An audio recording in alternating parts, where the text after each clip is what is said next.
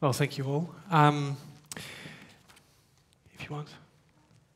So what I'd like to present to you is a vision I have, something related to knowledge, sharing within a company, and I call it the company brain.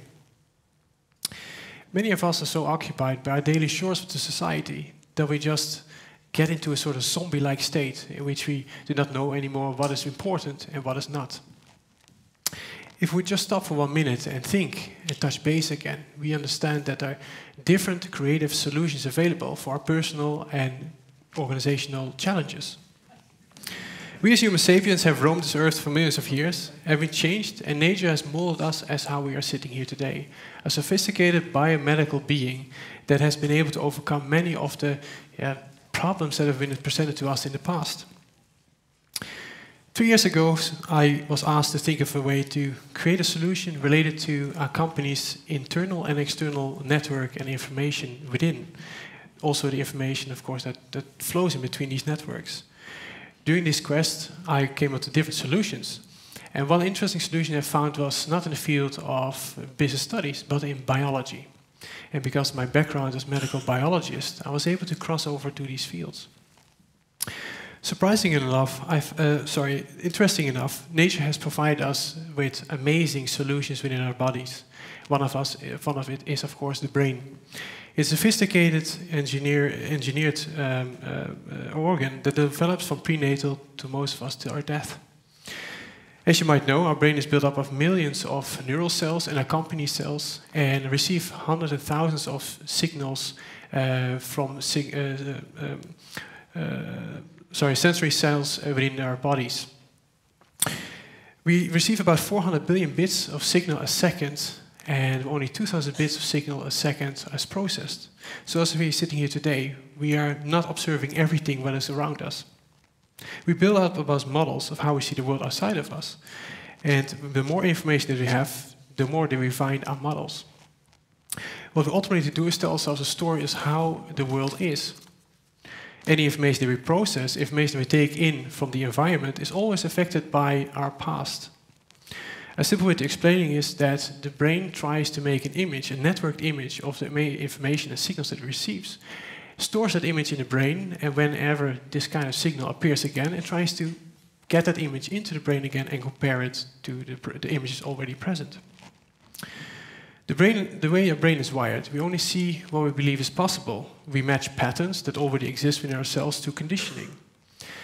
There are different stories known that reflect this behavior. One, of course, is the famous one in which an Indian shaman was standing in front of the coast, observing the sea for a few days, and suddenly noticed that there's something different happening to the water in front of him, some sort of rippling. And at that point in time, he started to realize something that we now call a ship, that of Columbus.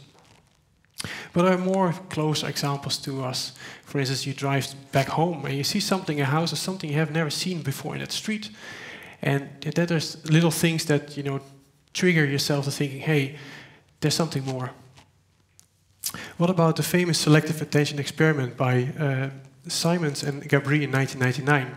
You can find it on YouTube. It's very interesting, and it's collaboration with my ideas.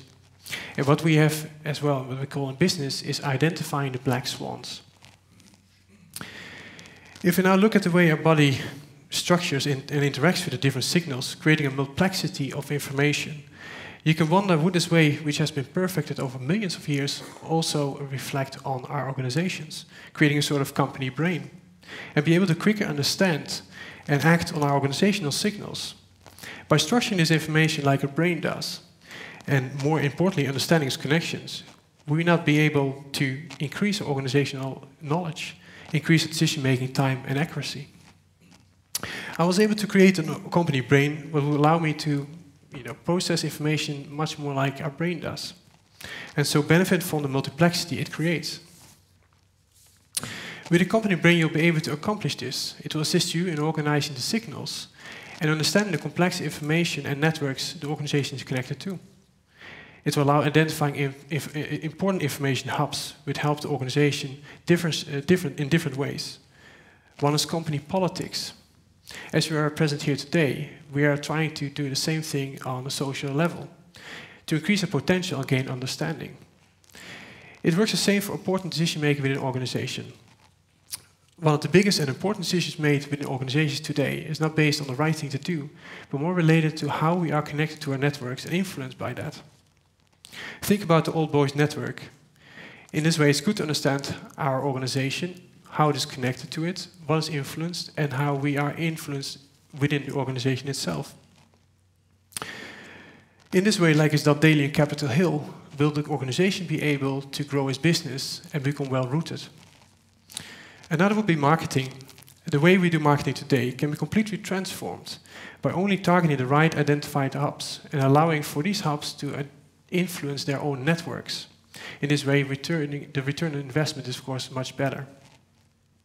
Using the company brain, I was able to identify these business opportunities by visualizing Mesa data within the connected networks and be able to target the right business opportunities. By changing the way we think about the organization, connected networks, and adopting the same amazing thing that nature has provided us for billions of years, we can actually help ourselves personally and in an organization.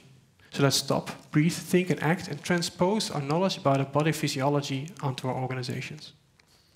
So our company, you can see our company as follows. The organs as the business units, the cells as the people, the peptides and proteins as the signaling or the communication in between, and the brain as that what is in control and connects the dots. So I hope that I gave you some sort of inspiration on your daily chores and in how you can change your organization from within. And that was my presentation.